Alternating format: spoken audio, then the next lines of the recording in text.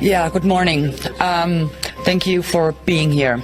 I would just like to reflect on yesterday's conference, and I really have to say I thank each and every one of the presenters, of the scientists, of the doctors to appear in front of us and to give their arguments, present the data, present the facts, because in the end we were pretty much right about everything.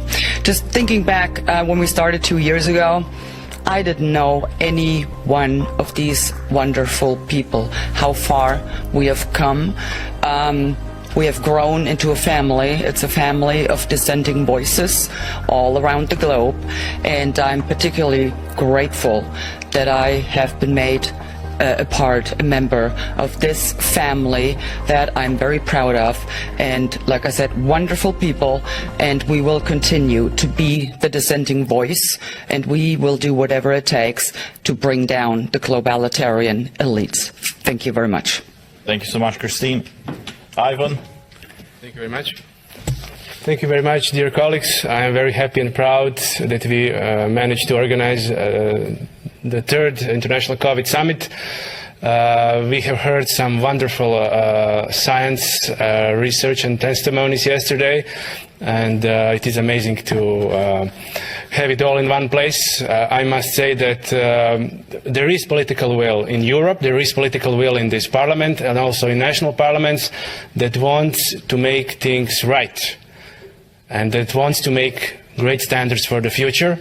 We will send the conclusions, each of every professor, doctor, to the EMA agency, to the Commission, to our COVID committee, and we will demand that they take these findings into account. If they refuse to do that, we will hammer them with the scientific data.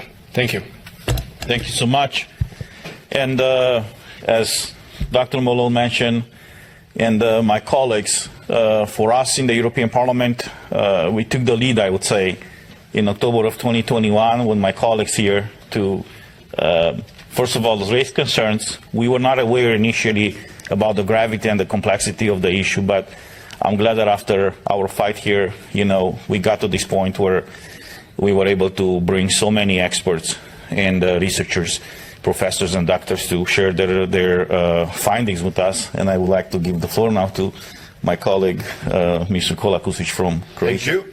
I would like shortly to warn people from upcoming danger for humanity. The World Health Organization wants all countries to sign an agreement on handing over the authority to declare a pandemic, procure vaccine and drugs. It will be healthier and safer for humanity to sign an agreement with the Columbian drug cartel. They know all about the drugs for sure. During the COVID pandemic, World Health Organization only told lies about all things. It should be declared a terroristic organization, and their lives and health of billions of people it putting in their hands is extremely dangerous. They lie that is a new and unknown virus, that is possible to make an effective vaccine, that the vaccine is 82% effective, that it protects against serious illness and deaths, that all, of course, were foolish and lies. Today, World Health Organization is more dangerous organization for humanity than World Economic Forum. Thank you. Thank you so much. And some asked us why it's us from Eastern Europe, the one who took the lead, I would say, in exposing and fighting the abuses that happened during the pandemic. And I answered them and I said, the reason why we did it, and we have two MEPs from Croatia, I'm from Romania, Christine was born in East Germany, is because we are, I would say, young enough to remember how it was to live in a totalitarian regime, in a communist system. And because we've been there, lived that, it's our duty right now to tell the world that we have to fight for freedom, we have to fight for liberty, and nevertheless we have to fight for truth. And what we've done yesterday here is to allow every expert, every doctor, every professor to present to us and to the world the findings after their professional research, I would say. And it's important for us as MEPs and as elected officials, regardless of the office that we are holding, to listen to real experts. Because unfortunately for all these years, we heard more from bureaucrats, we heard more from NGOs who do not have any expertise in this field, but we barely heard anything from real experts like Dr. Malone and all the others who presented their findings to us yesterday. And since I mentioned Eastern Europe, I'm here with my friend from Romania, George Simion. He's a member of the Romanian Parliament, and we agreed yesterday to host the 4th edition of the International COVID Summit in the Romanian Parliament in Bucharest in the fall of 2024. Thank you, of 2023, sorry. Yes. Thank you so much, and thank you so much for being here. If there are any questions from the media, we will happily answer them. No? Thank you so much. Yes. Press the button, please. Which one? Yes, and Sorry. if you address the question to any of us. I would love to address my question to you, Christian Terres. How will you prevent the World Health Organization, how will you prevent the EU to take part and the national states to take part in the new treaty from the World Health Organization? Thank you. First of all, that treaty will have to be ratified by these guys in the national parliaments.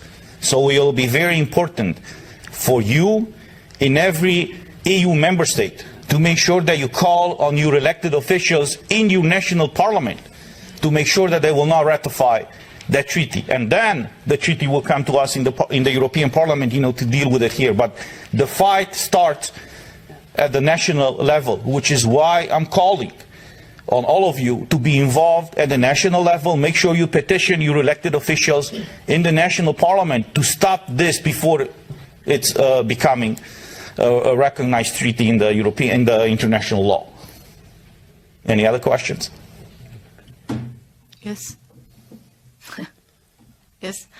I'm sure you're aware of also the international health regulation that can go much faster than, signing a new treaty. While these amendments just need to be changed and adopted by a few without even telling, the whole world some sort of similar coup, perhaps not to the same extent, but is happening. So is there also some attention on this matter? Because this is next month also. Yes, we had a conference in the European Parliament in Strasbourg, I think it was last week, if I'm not mistaken, 2 weeks ago, with one of our colleagues, Virginie Joron, from France, who was able to bring together a lot of legal experts from different EU countries who told us about this problem. The challenge here is to raise awareness about what is prepared to all of us, but I'm restating what I earlier said. It's important for you to get in touch with these guys at the national level, because that's where every treaty has to be ratified. Our national parliaments will have to pass a law in order to ratify this treaty or convention. That's how things are done. So we do everything we can here. We want to give a platform, the opportunity. I mean, what was done yesterday with the International COVID Summit it was unseen in this building in years. But the fight starts at the national level, because at the end of the day, we are all sovereign nations, and we have to defend our sovereignty at and from the national level. Which is why I'm restating, get in touch with the elected officials in the national parliaments and make sure you raise awareness about this problem. Thank you. Yes. Sorry. It's very important who you send in your national parliaments. In Romania, we are the second largest party right now, but with only 10% representatives in the parliament, we managed to stop the Green Pass. In Romania, lower than 40% vaccinated COVID-19 vaccines happened. So it's important to find political parties that fight against these plans and send them to the national parliaments and to the European Parliament after May 2024. If we don't do this, they will manage